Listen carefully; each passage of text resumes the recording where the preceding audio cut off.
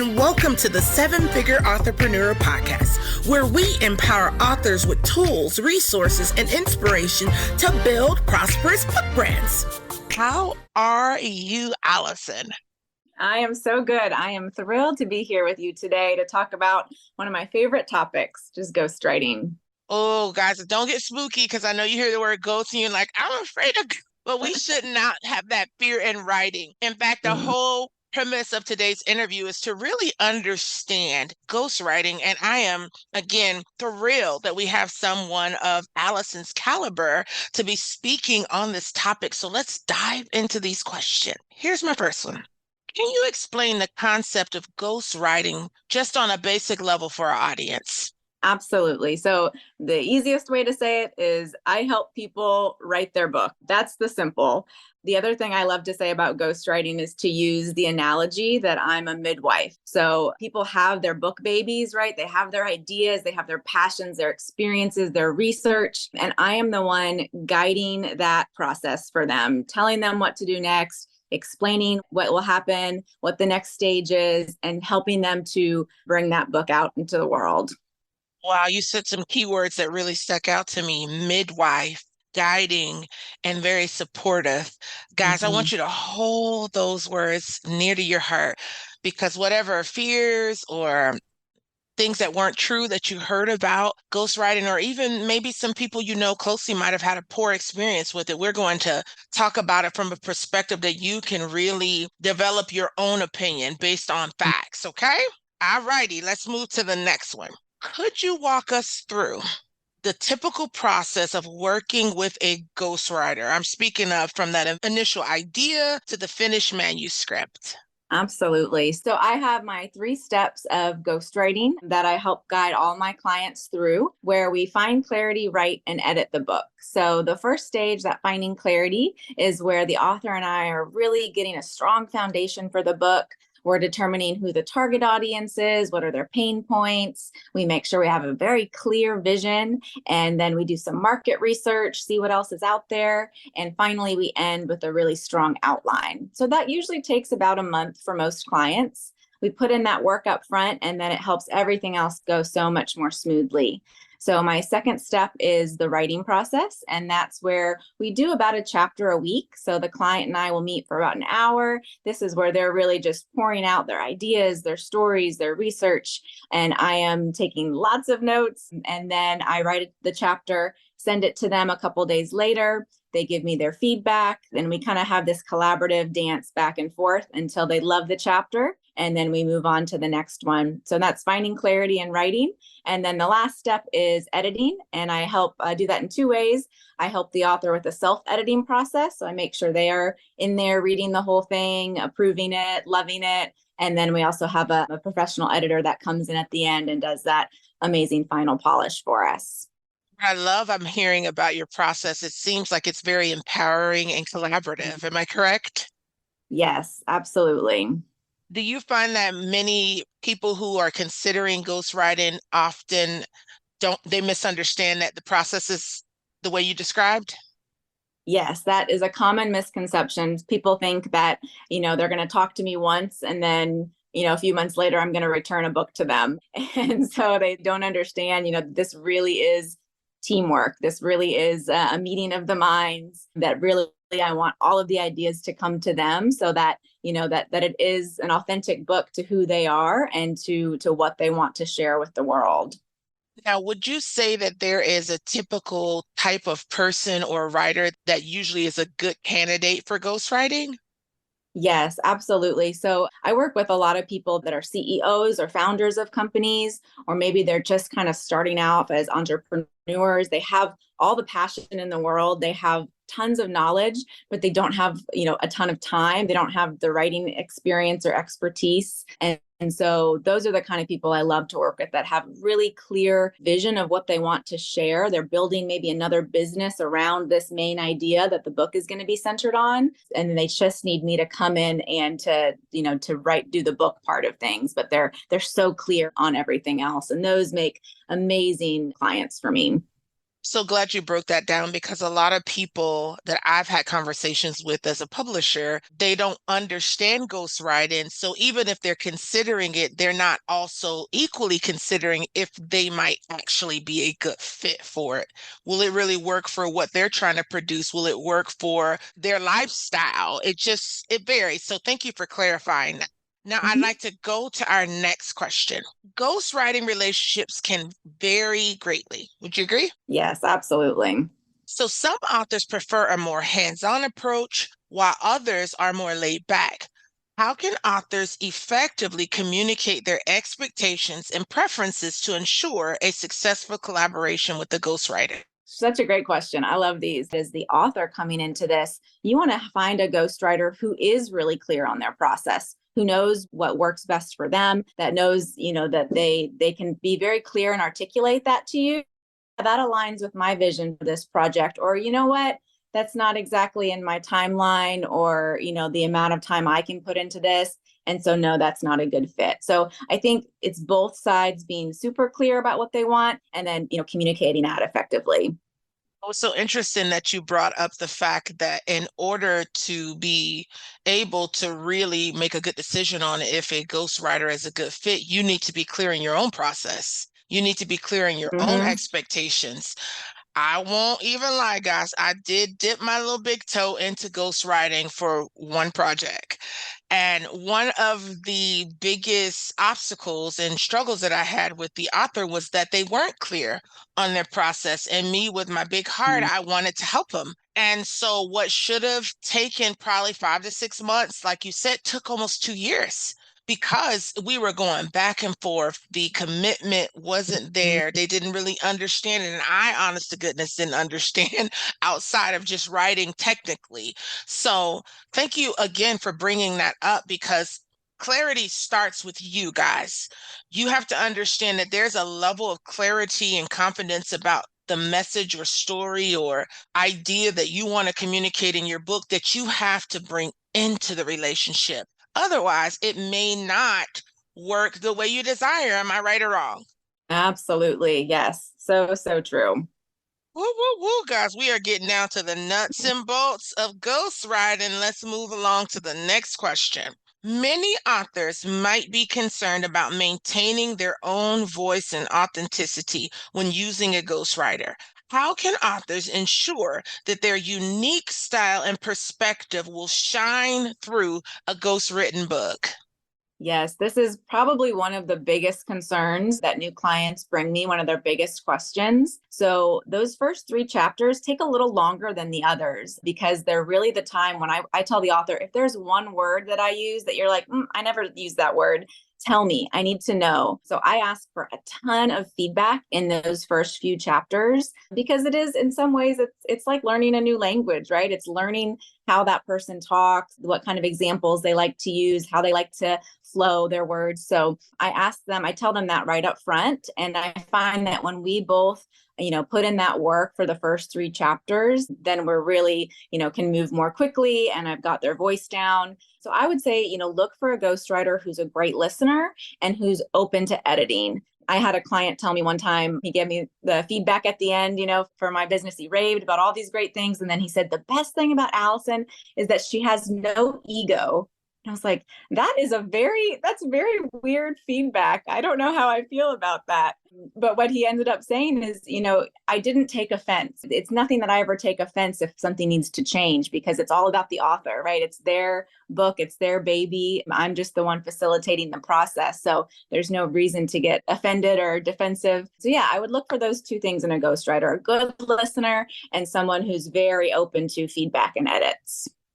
As you were talking and describing the process more in depth at that level, I started to wonder, I'm like, wow, she's a midwife, but you sound so much closer to a surrogate mother. Like when when I think of surrogacy, although I've never experienced it personally, but just like watching it from on TV and talking to friends who's went through that process, it's a process of you have everything within you to produce it, but for whatever reason, you're unable to conceive that baby and bring them to full 9 months. But you connect with another human being who's able to carry it out for you. Ultimately, it's your baby, but they're helping carrying it for you. That was just like a moment for me when I heard you describe it. That's beautiful. Do you mind if I steal that and tell that to clients? That's awesome. It's yours, girly. And then what really struck me, guys, I don't know if it stuck out to you as much as to me. She said the client said she had no ego. And I'm a word nerd, so I needed to go and look up the word ego again.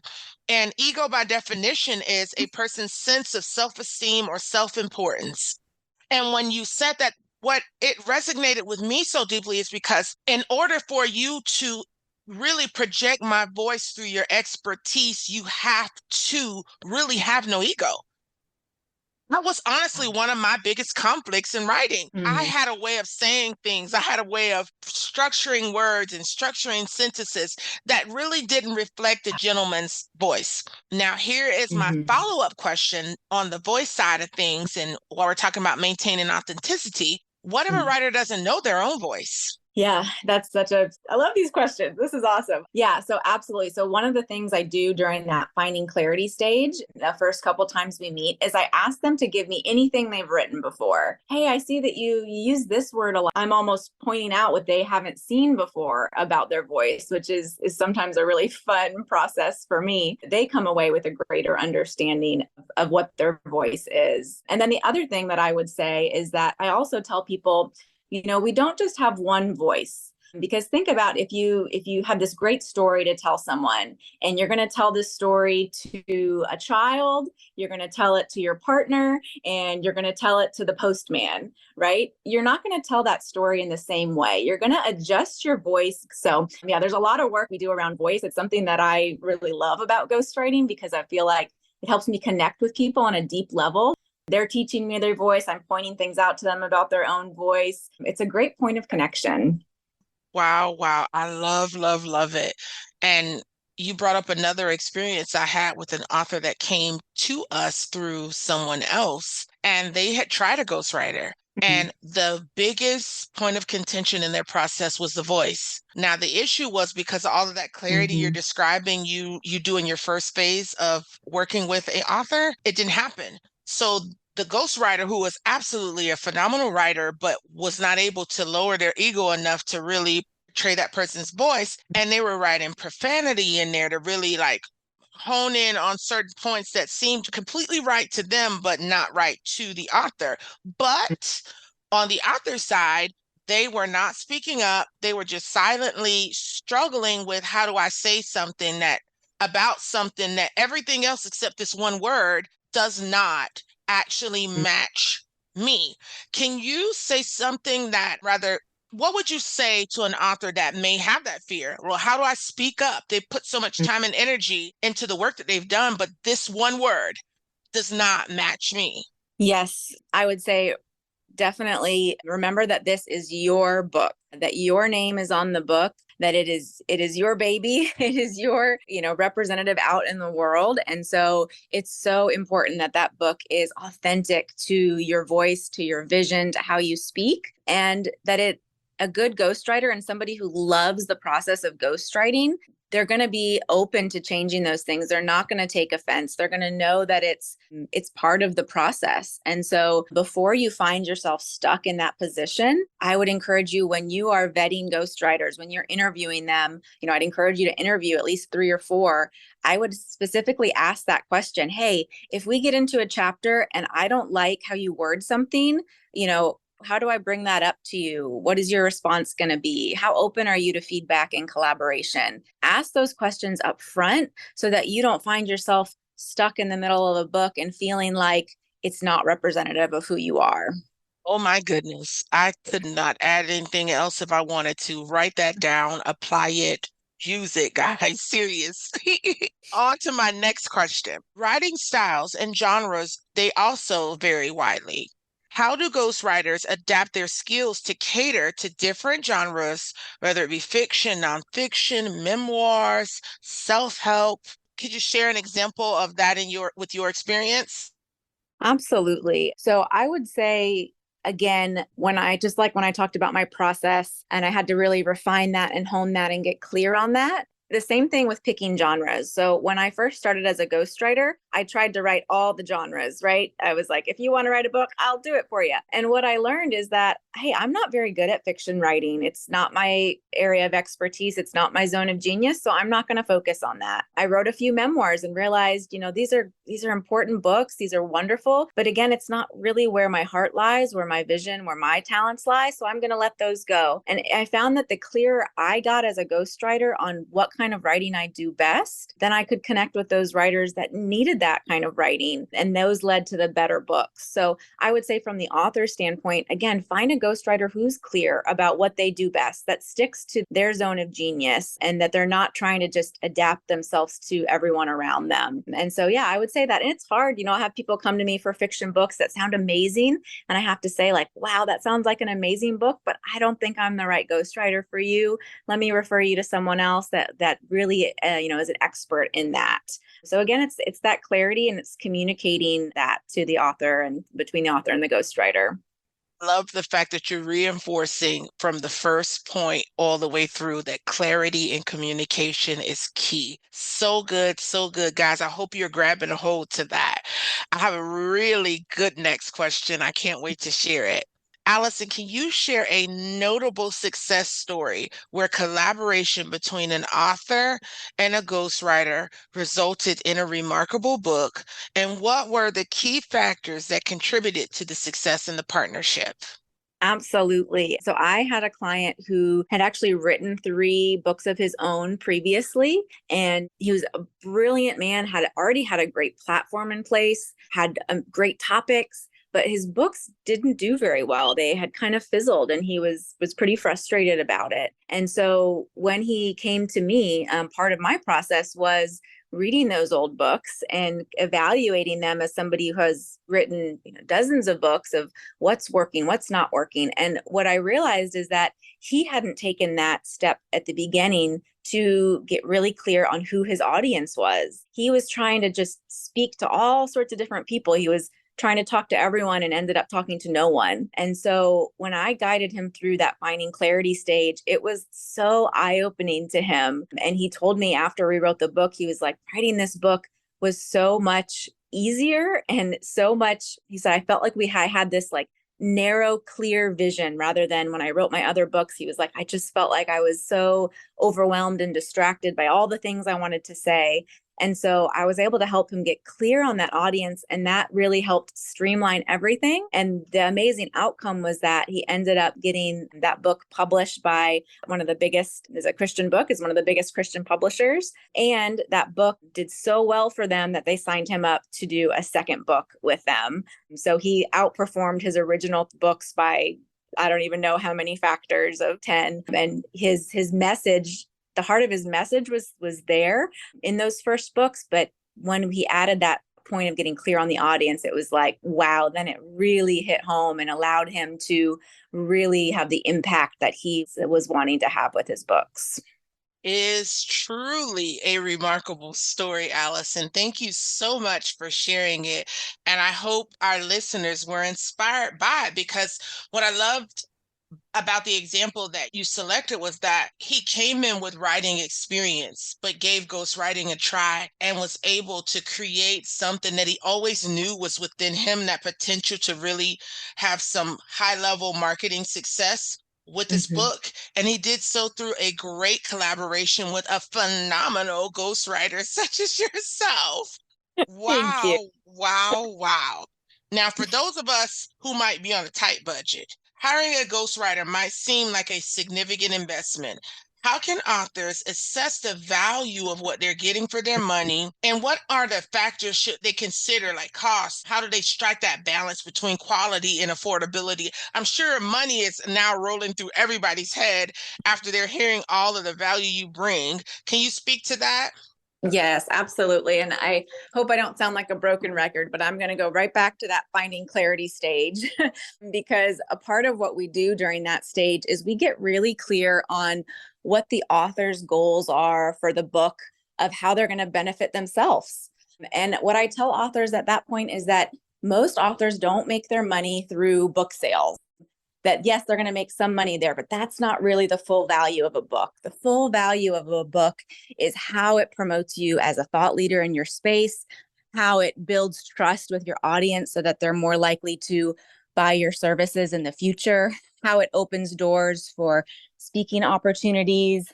And so that's the value of writing this book. So I help them to really think through that. Are they going to use this book in that way?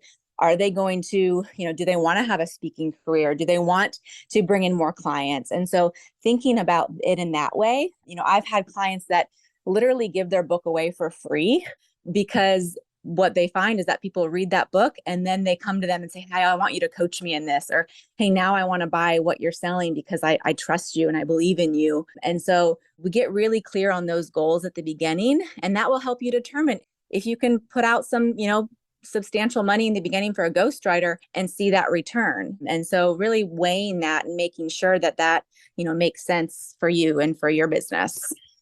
That is so good. Guys, y'all might feel a broken record, but I hear the repetition that is reinforcing that clarity and communication is the heart and soul of successfully working with a ghostwriter. Wow, yes. Wow. I am overwhelmed with excitement for my own future ghostwriting projects, but I'm excited for all of our listeners who are out here who have been educated and informed from a healthy perspective of what ghostwriting is and how it may or may not work for them. How and where can our listeners continue to connect and grow with you on this powerful subject? Wonderful. Yes, they can find me on Instagram. I'm at Alyson. It's Alyson, Rockhold, Rockhold. So just my name. I post videos and content all about helping writers, encouraging writers, so they can follow me there. And then I also have a free giveaway for your clients. That's called 3 Things Every Author Needs to Know Before Writing Your First Words. So if any of your listeners are interested in becoming better authors, really that is a lot about my finding clarity stage that I keep talking about. So if they want to get that free download, I'll give you that link to drop, and that will get them in touch with me that way as well. And then they can find me on my website too. Again, just my name, AlysonRockhold.com. Thank you once more, Alyson, for being a guest on this powerful subject of ghostwriting. I'll give you the final words if there's anything that you want to leave as a lasting remark for our listeners. Your words matter. I will tell each of you, your words matter. So don't give up on your book. Don't give up on your dream of becoming an author. Every day, open laptop, smash keys, keep working, keep remembering. In those moments of doubt, your words matter. Said, thank you so much. Amen and amen. Okay, guys, now it's time to implement. It's time to execute, and it's time to prosper. Until next time.